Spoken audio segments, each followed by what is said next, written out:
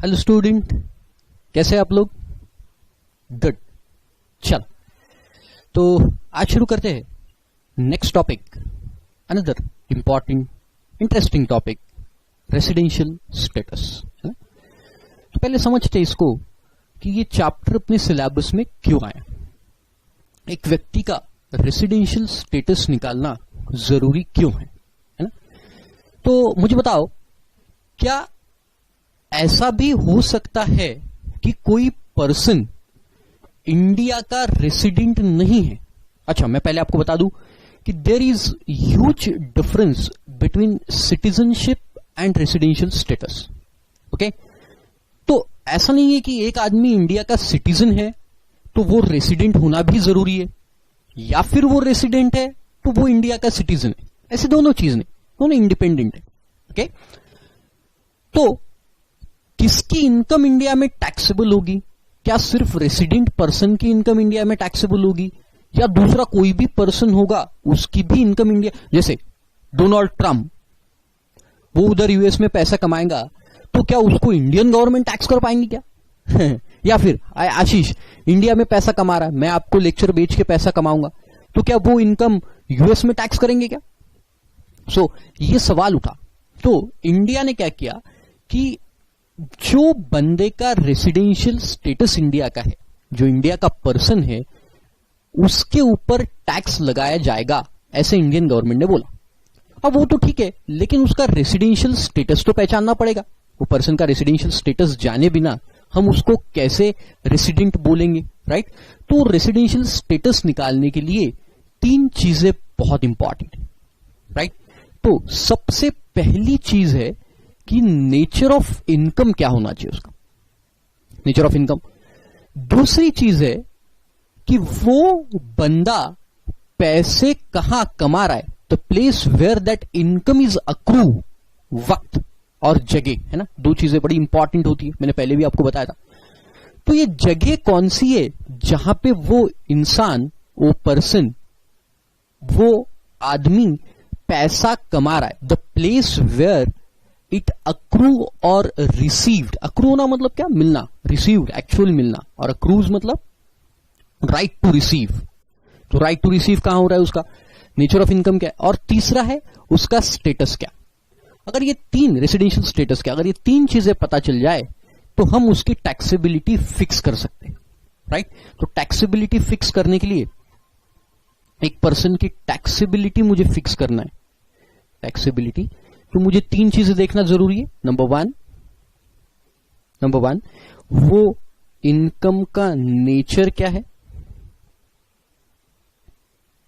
Income का nature, right? Second, मैं देखूंगा प्लेस वेयर इट अक्रू और अराइज और रिसीव्ड, राइट? और तीसरा मैं देखूंगा उसका रेसिडेंशियल स्टेटस। अगर ये तीन चीजें मुझे पता चल जाती है तो मैं वो इनकम की टैक्सेबिलिटी ले सकता हूं, राइट? तो इंडिया में कोई इनकम अगर मुझे टैक्सेबल करना है तो वो पर्सन, वो इनकम कहां पे अक्रू अराइज हुई और रिसीव्ड हुई, और वो पर्सन का रेसिडेंशियल स्टेटस क्या, ये अगर मुझे पता चल गया तो मैं वो इनकम को इंडिया में टैक्सेबल करवा सकता हूं, राइट? तो देखो वहां पे दिया concept of residence. Concept of residence में देखो, द टैक्सेबिलिटी ऑफ इनकम और incidence of tax depends upon, taxability और incidence depends upon, number one, nature of income, दूसरा प्लेस वेयर इट अक्रूज और is received, and a residential status of assessee. तो assessee का residential status क्या है? ये तीन चीजों पे मैं, अगर ये तीन चीजें मुझे पता चल जाती है तो मैं डिसाइड कर लूंगा कि क्या वो इनकम इंडिया में टैक्सेबल करना है या नहीं। ओके, चलो, अब ये रेसिडेंशियल स्टेटस जो है, ये रेसिडेंशियल स्टेटस जैसे हमने देखे, there are 7 categories of person, है ना? तो ये सबका रेसिडेंशियल स्टेटस हमें अलग अलग निकालना पड़ेगा। यस, बिल्कुल सही है। तो इंडिविजुअल का रेसिडेंशियल, इंडिविजुअल को रेसिडेंट कब माना जाएगा, या वो नॉन रेसिडेंट कब हो जाएगा, या फिर वो दूसरा person like HUF, Hindu undivided family, या फिर फर्म, या फिर कंपनी, और एवरी अदर पर्सन। अब एवरी अदर पर्सन में कौन कौन आएगा? AOP, BOI, AJP and so on. तो ये लोग रेसिडेंट है या नहीं है, ये निकालना पहले जरूरी है, क्योंकि इसी के ऊपर तो टैक्सेबिलिटी डिपेंड है। तो आपको पहले टैक्स लगाना है तो पर्सन का रेसिडेंशियल स्टेटस जानना जरूरी है, राइट। तो एक एक करके हम रेसिडेंशियल स्टेटस देखेंगे और उसके बाद डिसाइड करेंगे कि वो इनकम फलाने पर्सन के हाथ में टैक्सेबल है या फिर नहीं। Very simple chapter, okay. चलो, इसमें सबसे इंपॉर्टेंट है बेटा इंडिविजुअल और एचयूएफ, ये दो इंपॉर्टेंट, बाकी भी है लेकिन वो फटाफट समझ जाएगी फिर आपको, ओके। चलो, तो देखो इंपॉर्टेंट पॉइंट्स।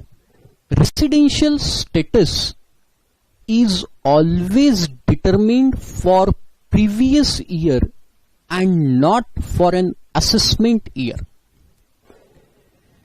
तो आपको फलाने ईयर की इनकम टैक्सेबल करनी, राइट। जैसे ये आपका असेसमेंट ईयर है, मान के चलो this is your assessment year, right. अपन दूसरे पेज पे लेते हैं।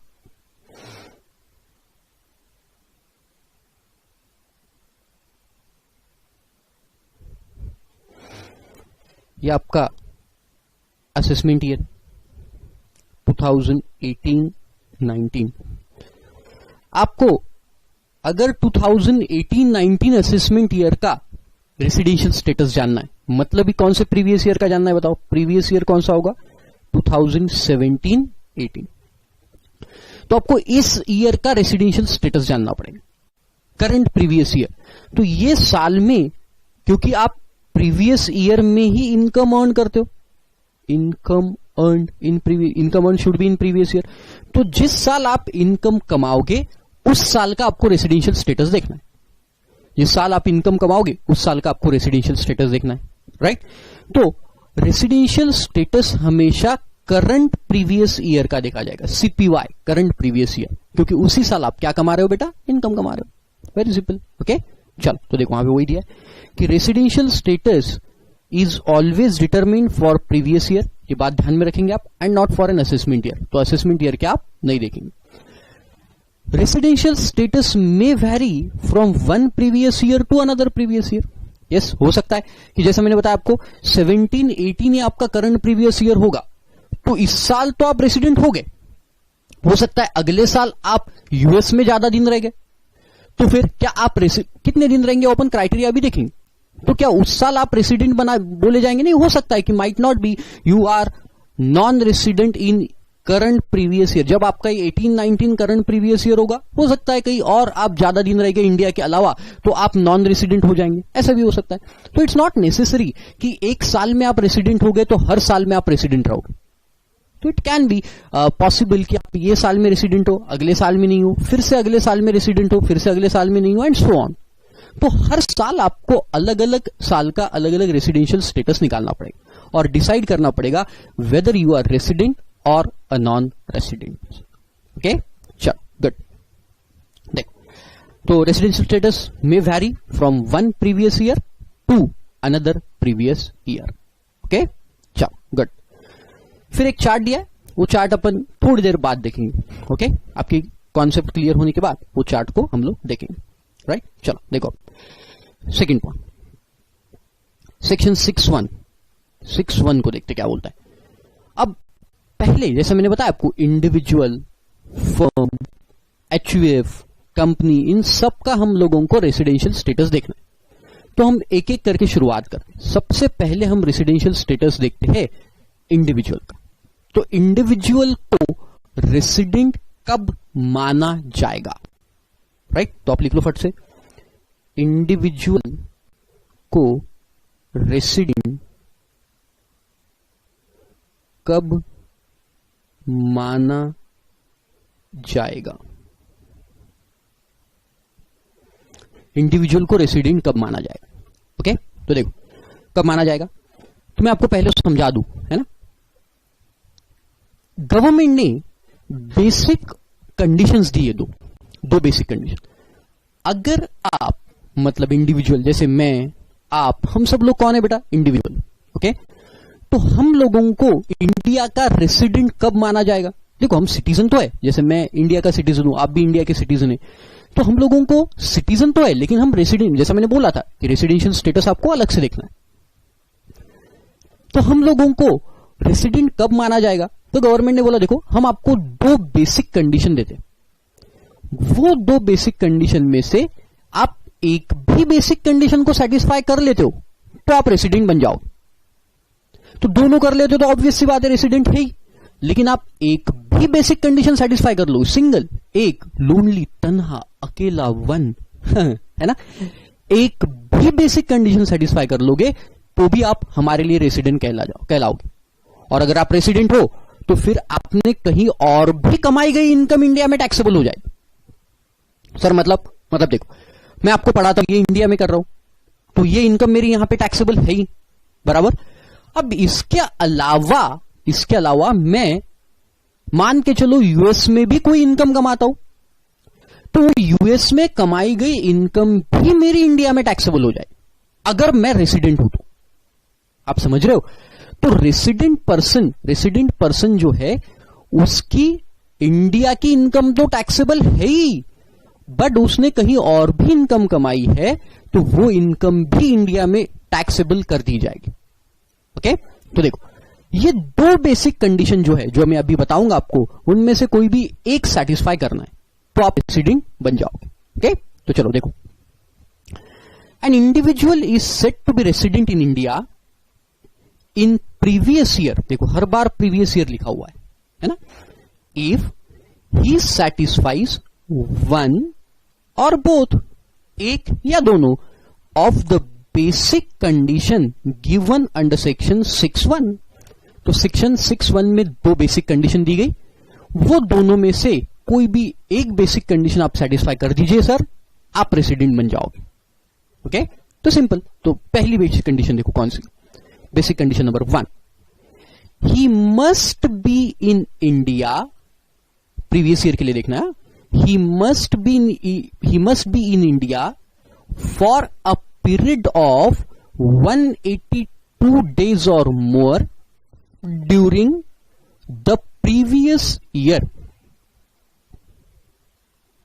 ध्यान से पढ़ो क्या लिखा, देखो he must be in India, आप इंडिया में होना चाहिए for a period of 182 days or more, मतलब एग्जैक्ट 182 डेज रहा तो भी रेसिडेंट। तो फट से लिख लो वहां पे एग्जैक्ट 182 डेज और 182 डेज प्लस, तो ये क्या बन जाएगा आपका रेसिडेंट पर्सन।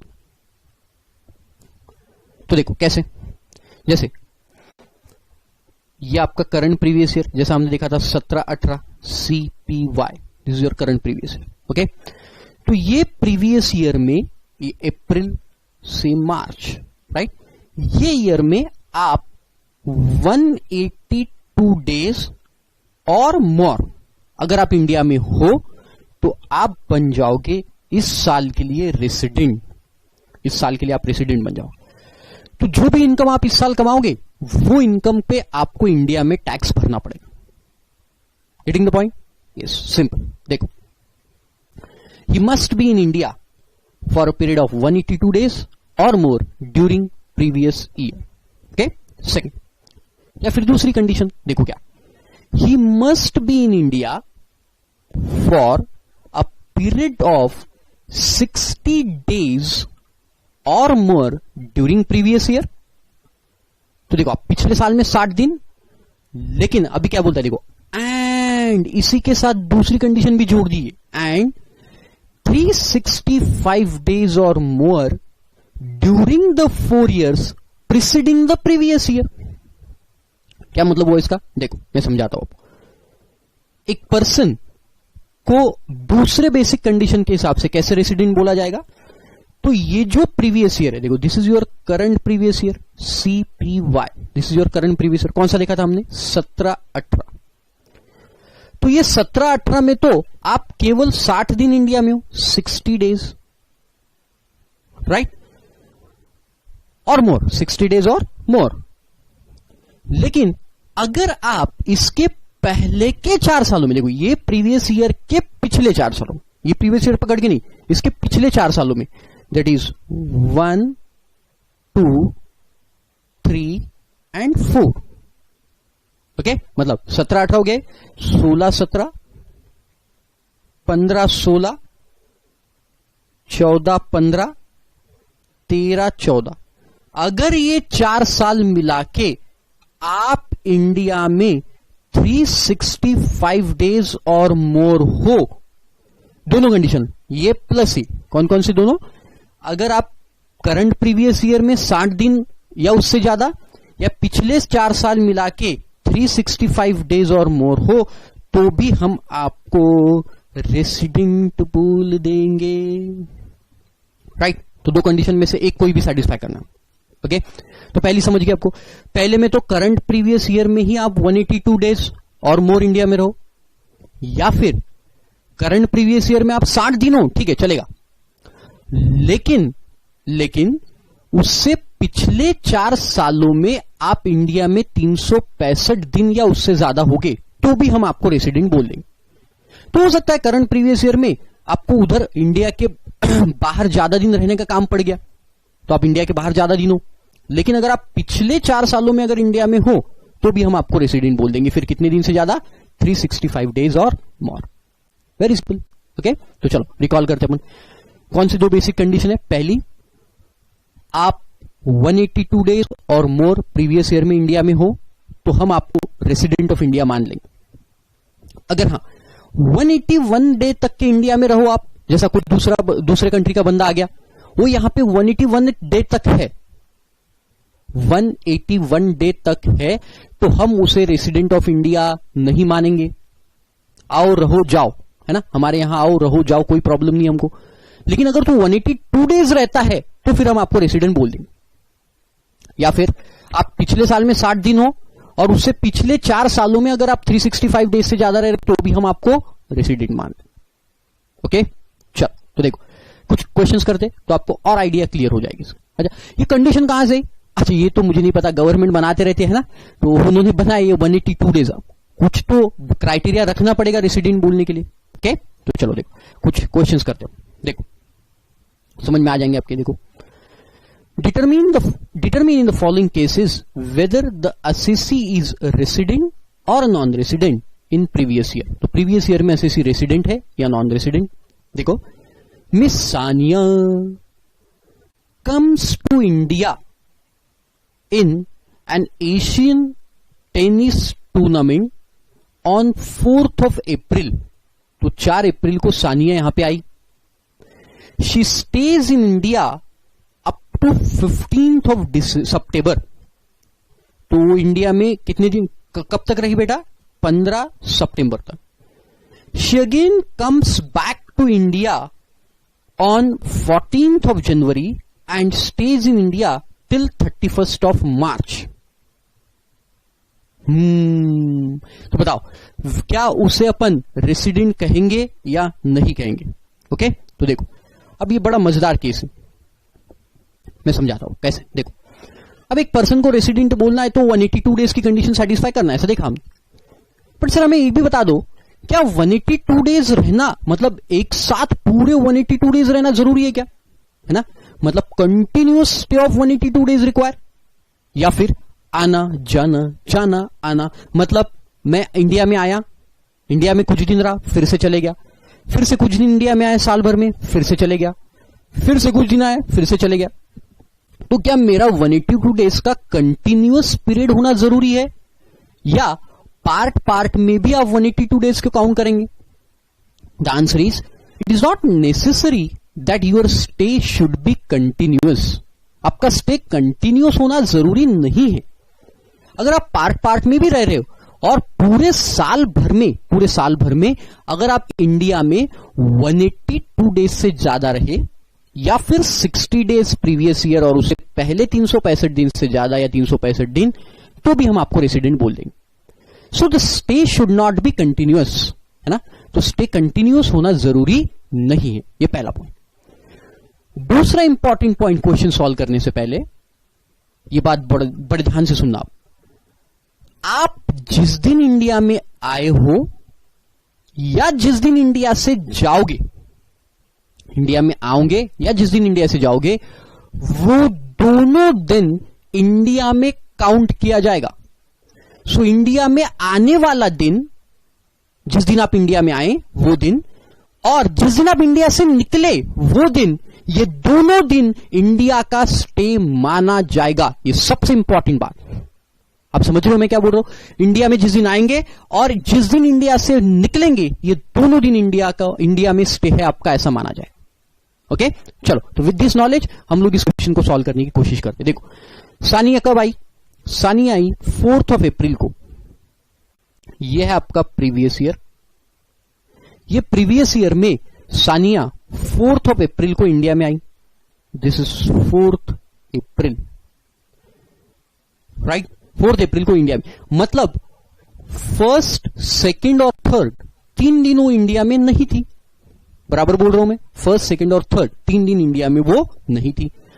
4 को इंडिया में आई, मैंने अभी बताया। बताओ, क्या 4 को वो इंडिया में मानेंगे या नहीं मानेंगे? यस, हम लोग उसे इंडिया में मानेंगे। Fantastic answer. ओके, तो 4 को इंडिया में आई। अब कब गई देखो, she stays in India up to 15 September. तो 15 सितंबर तक वो इंडिया में रुकी। गुड, मतलब 15 को गई होगी।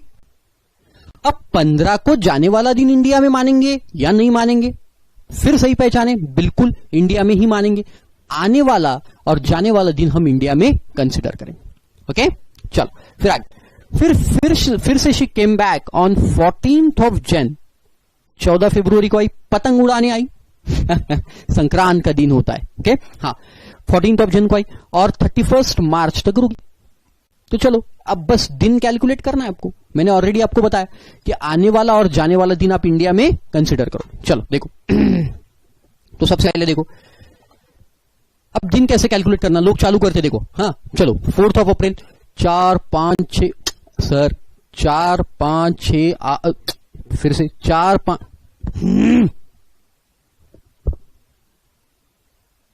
ऐसे नहीं करते। देखो, मैं सिंपल तरीका बताता हूं। देखो, अप्रैल महीने में कितने दिन होते हैं?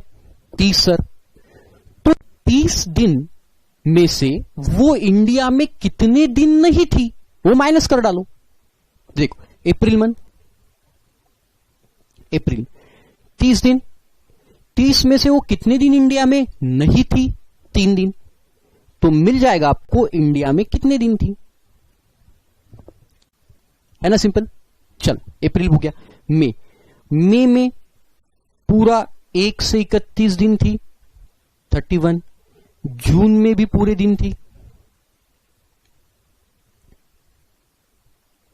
जुलाई पूरे दिन। अगस्त पूरे दिन। ये पूरे इंडिया का स्टे। ओके, सितंबर देखो, अब सितंबर में कितने दिन तक थी वो? सितंबर में 1 से लेके, बताओ कितने दिन तक थी? जाने वाला दिन इंडिया में लेना है, मतलब कितने दिन तक थी? 15। तो ये हो गया पहला स्टे। सेकंड स्टे में देखो अब क्या हुआ। सेकंड स्टे में जनवरी में आई। तो अब भी जैसे कैलकुलेशन क्या बताओ, जनवरी में। चलो बताओ आप कैसे करेंगे। जनवरी कितने महीने का होता है, कितने दिन का होता है बेटा? 31 दिन का। माइनस कितने करेंगे बताओ? 14 तारीख को इंडिया में आई, मतलब कितने दिन नहीं थी? 13 दिन नहीं थी। आप समझ रहे हो मैं क्या बोल रहा हूं? तो देखो, 31 माइनस 13 कितना हो गया? 18 दिन इंडिया में थी जनवरी महीने में। फिर फेब में 1 to 28, पूरे 28 दिन। और मार्च में 1 to 31। तो टोटल डेज देखो अब कितने हो गए, राइट? देखो, 27 plus 31 plus 30 plus 31 plus 31 plus 15 plus 18 plus 28 plus 31, 242 days. India में कितने दिन थी वो? 242 डेज। तो बोलो, प्रीवियस ईयर में कितने दिन से ज्यादा थी? 182 डेज और मोर। पहली बेसिक कंडीशन उसने सेटिस्फाई कर ली, तो शी बिकम रेसिडेंट। समझ गए आप? गुड। चलो, second question. Miss Shalini leaves India, अब इंडिया से जा रही है। देखो ध्यान देना, पहले क्वेश्चन में क्या थी, सानिया इंडिया में आ रही थी, है ना, अब जा रही, leaves India for the first time, first time को अंडरलाइन करो, ये पॉइंट इस क्वेश्चन की जान है। फॉर द फर्स्ट टाइम मतलब आज तक वो कभी बाहर गई नहीं, आज पहली बार वो बाहर जा रही, दूसरे कंट्री में पहली बार जा रही, for the first time on 20th of September to participate in French Open tennis tournament. Okay, she does not come back to India till 31st March। अब वो आई नहीं, गई, कब से गई, देखो ये आपका प्रीवियस ईयर, कब गई हो, 28 सितंबर को गई, और कब तक गई हो, 31st March तक। ओके, तो चलो दिन गिनते अपन, तो 182 डेज से ज्यादा होंगे क्या दिन, चलो देखो, अब 28 को है, 28 को गई, है ना, गई, तो 28 इंडिया में मानेंगे, है ना, तो कितने माइनस करेंगे 30 में से, सितंबर मंथ, बोलो फटाफट, एक ही कैलकुलेशन रखेंगे अपन, 30 - 27 मतलब 3 दिन, है ना, सॉरी गलत बोला मैंने, चलो तो इंडिया में कितने दिन थी वो निकालना है हमको, तो इंडिया में देखो ये तो जाने वाले दिन है, देखो अब गई है वो, तो 28 सितंबर से 31 मार्च तक वो इंडिया में नहीं है, मतलब इंडिया में कितने दिन है वो उल्टा निकालना पड़ेगा हमको। अब समझ रहे हो मैं क्या बोलूं, अब उल्टा क्वेश्चन है, तो यहां इंडिया से गई है, मतलब इंडिया में कितने दिन है, अप्रैल से लेके तो 28 सितंबर तक इंडिया में, तो चलो दिन निकालते, अप्रैल के 30 दिन इंडिया में थी, मई के 31 दिन इंडिया में थी, जून 30, जुलाई 31, सितंबर, अगस्त रह गया, अगस्त 31 एंड सितंबर जाने वाला दिन इंडिया में है, मतलब कितने दिन, 28। चलो तो निकालो कितने होते, 30 + 31 + 30 + 31 + 31 + 28 कितना हो गया, 181 डेज। ओ शीज गलत, रुको रुको रुको रुको रुको, पहली बेसिक कंडीशन तो सेटिस्फाई नहीं हुई, लेकिन देखो दूसरी हो रही क्या, 60 डेज से मोर है, दूसरी कंडीशन में क्या लिखा था आपने, 60 डेज से ज्यादा है ना, 60 डेज से ज्यादा है इंडिया में, और पिछले 4 सालों में देखो इसका स्टे क्या 182 डेज से क्या 365 डेज से ज्यादा है क्या स्टे, तो कैसे पता चलेगा सर, पिछले 4 साल का तो कुछ दिया ही नहीं है, दिया है, मैंने आपको बोला था इंपॉर्टेंट मार्क करो, देखो क्या बोला है, उसने बोला है she leaves India for the first time, मतलब पहली बार इंडिया से बाहर गई, मतलब आज तक वो इंडिया में ही पड़ी थी शालिनी इंडिया से बाहर कभी गई नहीं, मतलब ऑब्वियस सी बात है कि पिछले 4 सालों में वो पूरे के पूरे दिन इंडिया में थी, राइट, तो 365 डेज से इंडिया में जरूर ज्यादा होगी, तो करंट ईयर में 60 डेज से ज्यादा, प्लस प्रीवियस 4 ईयर में भी 365 डेज से ज्यादा है, मतलब शालिनी क्या बन गई, रेसिडेंट बन गई। समझ में आया आपके, तो देखो दोनों क्वेश्चन में फर्क क्या था, पहले क्वेश्चन में वो इंडिया में आई थी, तो जब से जब तक थी, जब आई वहां से कितने दिन तक थी वो हमने कैलकुलेट किया, यहां पे वो इंडिया से गई तो हम लोगों ने कैलकुलेट किया कितने दिन, जाने से पहले कितने दिन वो इंडिया में थे। इज इट ओके, चलो गुड। अब देखो third point, third question, mister Francis comes to India for the first time, पहली बार इंडिया में आया, और कब आया वो देखो 10th of October को आया, and stage in India for 185 days, simple 185 days है, क्या वो रेसिडेंट बन जाएगा, बे ऐसा कैलकुलेशन नहीं करने का, गलत हो जाओगा, समझा, इतना आसान क्वेश्चन इंस्टीट्यूट देगा आपको, कभी नहीं देगा, इसमें कुछ तो भी प्रॉब्लम है। क्या प्रॉब्लम है, देखो आपको प्रीवियस ईयर का रेसिडेंशियल स्टेटस देखना है, मतलब आपको मार्च तक का देखना है, राइट, ये अप्रैल, अब देखो कब आया ये बंदा, 10th October, इज राइट, और यहां से यहां तक वो इंडिया में था ऐसा बोला, तो आपको इतने दिन इंडिया में गिनना पड़ेगा। तो देखो अक्टूबर के कितने दिन इंडिया में था बताओ, कैसे कैलकुलेशन कर अपन, 31 माइनस 9 है ना, क्योंकि 10 तारीख को इंडिया में था, तो 31 माइनस 9 मतलब 22 डेज। नवंबर पूरे 30 दिन इंडिया में था, दिसंबर 31 दिन इंडिया में था, जनवरी 31, Feb 28 and March how much बेटा 31। सो टोटल स्टे काउंट करो, 22 plus 30 plus 31 plus 31 plus 28 plus 31, 173 days. तो प्रीवियस ईयर में वो 173 डेज ही इंडिया में था। सर वहां 185 डेज दिया हुआ है, अरे वो उसके बाद भी रहा होगा ना, लेकिन हमें रेसिडेंशियल स्टेटस केवल प्रीवियस ईयर का देखना है। मतलब कब तक का देखना है बेटा, मार्च तक का। अरे आप समझ रहे हो, तो फिर इसलिए ये 173 डेज इंडिया में रहा, तो पहली बेसिक कंडीशन तो सेटिस्फाई नहीं हुई। लेकिन हाँ, सेकंड बेसिक कंडीशन में हमें क्या दिया था, 60 डेज है उससे ज्यादा, ये 60 डेज से ज्यादा है। तो प्रीवियस ईयर में क्या 4 साल इंडिया में रहा है क्या? वो देखो वहां पे क्या दिया, he comes for the first time, पहली बार इंडिया में आया है। मतलब इससे पहले वो इंडिया में कभी था ही नहीं। अगर इससे पहले इंडिया में कभी था नहीं, मतलब पिछले 4 सालों में 365 दिन रहने का कोई सवाल नहीं उठता। मतलब ये क्या बन गया, ये बन गया नॉन रेसिडेंट। अरे समझे आप?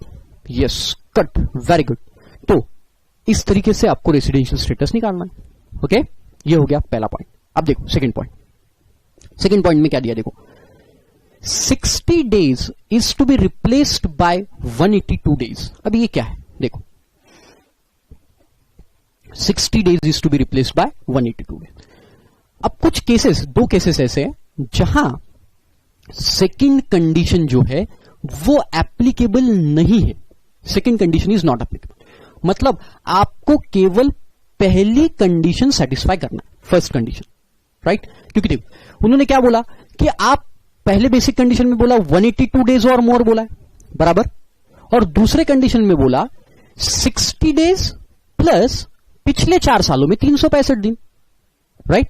अब वो क्या बोल रहा है कि 60 डेज वाली जो कंडीशन है वो 60 डेज को 182 डेज से रिप्लेस करो, बराबर। मतलब वो कैसे बन जाएगा देखो, उन्होंने क्या बोला, पहली कंडीशन अपनी फर्स्ट बेसिक कंडीशन है 182 डेज और मोर, दूसरी कंडीशन है 60 डेज प्लस प्रीसीडिंग 4 ईयर्स में 365 डेज और मोर। अब वो बोलता है कि ये 60 डेज को आप रिप्लेस कर दो 182 डेज से, 182 डेज से रिप्लेस कर दो। तो मुझे बताओ, अरे अगर आप ये 60 डेज को 182 डेज से रिप्लेस करो तो फिर आप पहली कंडीशन में आ जाओगे ना, तो ये कंडीशन का आपको काम ही नहीं पड़ेगा, मतलब इसको देखने की आपको जरूरत ही नहीं पड़ेगी। तो इसलिए मैंने आपको बोला कि अब ऐसे सिचुएशन में आप केवल पहली कंडीशन देखो। तो ये पिछले 4 सालों की बात करने की कोई जरूरत ही नहीं है हमको, बराबर। तो पिछले 4 सालों की सिचुएशन ये 2 केस में आपको देखने की जरूरत नहीं, क्योंकि 60 दिन वाली कंडीशन हम 182 डेज से क्या कर रहे हैं बेटा, रिप्लेस कर रहे हैं। तो अब ये 60 की जगह अपने को 182 डेज है। तो ऐसे कौन से केसेस हैं जरा देखो। पहला, ओके, दिख रहा है आपको? गुड। तो पहला क्या, एक्सप्लेनेशन टू सेक्शन 6(1) का एक्सप्लेनेशन है।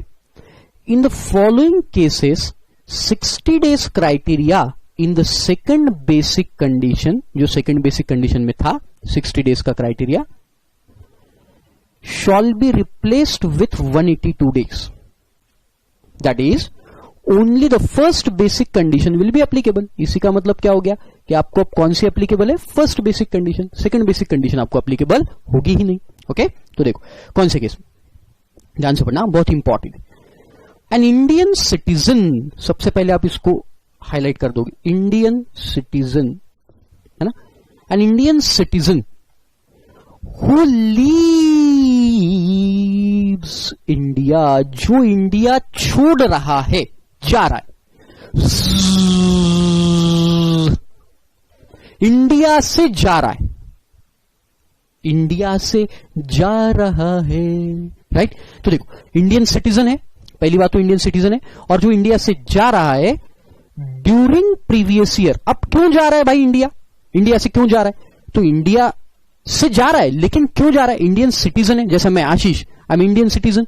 अब मैं इंडिया से जा रहा हूं, लेकिन क्यों जा रहा हूं? देखो, पहला काम है for the purpose of employment outside India. तो जैसे देखो, आप सीएसीएस बन गए, अब सीएसीएस बनने के बाद मान के चलो आपको कहीं जॉब लग गई। कहां जॉब लग गई? दुबई। दुबई में Indian chartered accountant company secretary की बहुत डिमांड है, तो वहां पे आपको जॉब लग गई। तो आप एम्प्लॉयमेंट के लिए जा रहे हो इंडिया से, आप इंडियन सिटीजन हो, अब तक इंडिया में थे, अब एम्प्लॉयमेंट के लिए आप बाहर जा रहे हो, तो फिर आपको ये 60 डेज वाली कंडीशन अप्लाई नहीं करेंगे, तो आपको 182 डेज वाली देंगे, राइट। तो देखो, वहां पे फट से लिख लो आप, employment includes self employment also.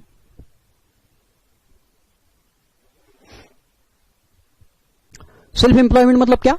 Self employment मतलब अगर आप आपका बिजनेस शुरू करने भी गए तो भी हम इस कंडीशन में आ जाएंगे। तो एम्प्लॉयमेंट इंक्लूड सेल्फ एम्प्लॉयमेंट। तो देखो, for the purpose of employment outside India और as a crew member of an Indian ship, और as a crew member of an Indian ship. Okay, तो चलो यहां पे मैं आपको और एक पॉइंट बता दूं। अगर ये शिप फॉरेन शिप होती, अगर यहां पे एक फॉरेन शिप दिया होता, अगर एग्जाम में फॉरेन शिप आ गया आपको, तो भी ये 60 डेज को रिप्लेस करेंगे 182 डेज। सर यहां लिखा हुआ है यार इंडियन शिप, आप बोल रहे हो फॉरेन शिप होगा तो भी करेंगे। अरे नलायक लोग, ऊपर वाले केस में देखो क्या लिखा है, आप क्रू हो। क्रू मतलब क्या बेटा? क्रू समझते आपको? क्रू मतलब आप एम्प्लॉयमेंट के लिए एम्प्लॉय हो। क्रू मतलब crew member, air hostess, right, is a crew member, right. तो आप फॉरेन शिप में क्रू मेंबर हो, मतलब आप एम्प्लॉय हो। तो देखो, आप फॉरेन शिप के एम्प्लॉयमेंट के लिए जा रहे हो, मतलब आप सेकंड में तो नहीं फंस रहे हो, क्योंकि ये सेकंड में इंडियन शिप है, लेकिन आप एम्प्लॉयमेंट के लिए जा रहे हो ना, तो पहले वाले पॉइंट में फंस जाओगे। आप समझे? तो employment for a foreign ship ये पहले वाले केस में आ जाएगा, और सेकंड केस में इंडियन शिप तो दिया ही हुआ है, तो क्रू मेंबर होना चाहिए। हाँ, अगर आप पैसेंजर बन के जा रहे हो इंडियन शिप में, तो फिर ये 182 डेज रिप्लेस नहीं होगा, मतलब वो 60 डेज की कंडीशन अभी भी आपको अप्लीकेबल रहेगी। टूरिस्ट बन के जा रहे हो तो भी नहीं रहेगा, only for crew members, right. तो चलो, पहला आपको समझ गया शायद। देखो, पहला एक्सप्लेनेशन क्या है सेक्शन 61 का? फर्स्ट एक्सप्लेनेशन इज कि आप इंडियन सिटीजन होना चाहिए। बेटा ध्यान से सुनो, आप इंडियन सिटीजन होना चाहिए। आप इंडिया छोड़ रहे हो, इंडिया से जा रहे हो, यू लीव इंडिया। पहला काम किसका पर्पज के लिए? या तो एम्प्लॉयमेंट, या तो सेल्फ एम्प्लॉयमेंट, या फिर दूसरा आप किसके लिए छोड़ रहे हो बेटा? As a crew member of Indian ship. Indian ship के आप क्रू मेंबर हो, इसलिए आप बाहर जा रहे हो। तो ये दो अगर केसेस है, तो फिर हम 60 डेज को रिप्लेस करेंगे 182 डेज से। मतलब अब आपको 182 डेज वाली कंडीशन देखना है, 60 डेज वाली कंडीशन आपको नहीं देखना है। ओके, चलो देखो, और दूसरा केस क्या है? देखो, एन इंडियन सिटीजन, मतलब वो तो वही है, इंडियन सिटीजन और पर्सन ऑफ इंडियन ओरिजिन, इसको हम बोलते हैं PIO, person of Indian origin. तो सिटीजन या PIO, ऊपर वाले केस में सिर्फ सिटीजन था, यहां PIO क्या है? 2 मिनट बाद देखते हैं। हु कम्स, पहले था लीव्स, यहां है कम्स, तो इंडिया में आ रहे अब, ज़ूम। पहले केस में क्या था? ज़ू, अब ज़ूम। तो इंडिया में आ रहे हैं on visit to India during previous year. जैसे देखो, अब बहुत सारे लोग फॉरेन में जॉब करते, आपके भी कोई रिलेटिव होंगे जो फॉरेन में जॉब करते। अब कई बार वो मिलने इंडिया में आते हैं ना, बूढ़ी माँ रहती है घर में, या दादा दादी को मिलने आते, या किसी की गर्लफ्रेंड रहती है तो मिलने आते है ना। हाँ, बहुत सारे रीजन होते हैं, बहन भाई को मिलने आएंगे, बॉयफ्रेंड गर्लफ्रेंड को मिलने आएगा, बच्चा माँ बाप को मिलने आएगा, पोता दादा दादी को मिलने आएगा, एंड सो ऑन। तो आप इंडिया में आ रहे हो, कौन आ रहा है बेटा? या तो सिटीजन या फिर इंडियन सिटीजन या फिर पर्सन ऑफ इंडियन ओरिजिन, ये इंडिया में आ रहे, कम्स टू इंडिया तो भी हम 60 डेज को 182 डेज से रिप्लेस करेंगे।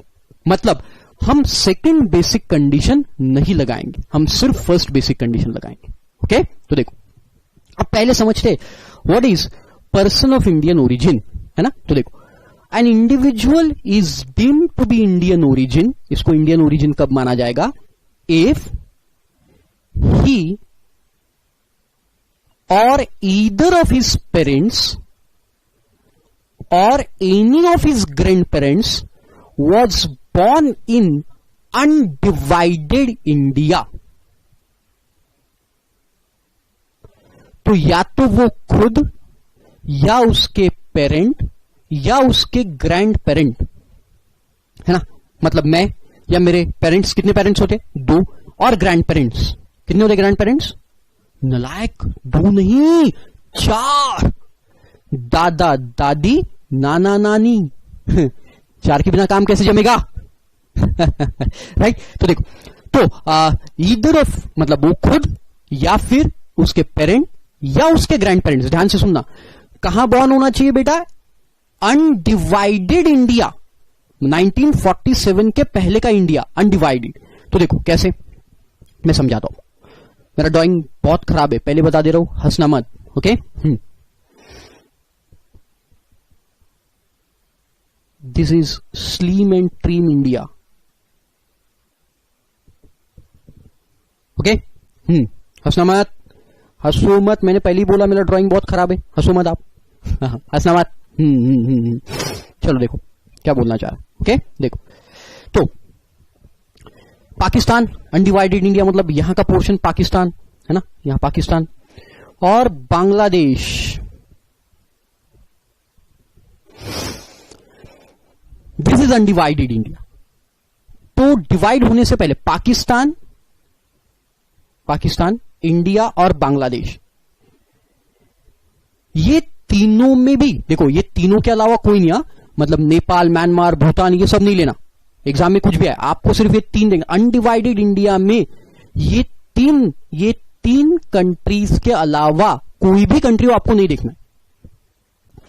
आप खुद, आपके पापा मम्मी, दादा दादी, नाना नानी, अगर ये अनडिवाइडेड इंडिया में बॉर्न हुए हैं तो ही हम वो पर्सन को इंडियन ओरिजिन का पर्सन मानेंगे, और उसको अगर इंडियन ओरिजिन का पर्सन मानेंगे तो 60 डेज की कंडीशन 182 डेज से रिप्लेस करेंगे।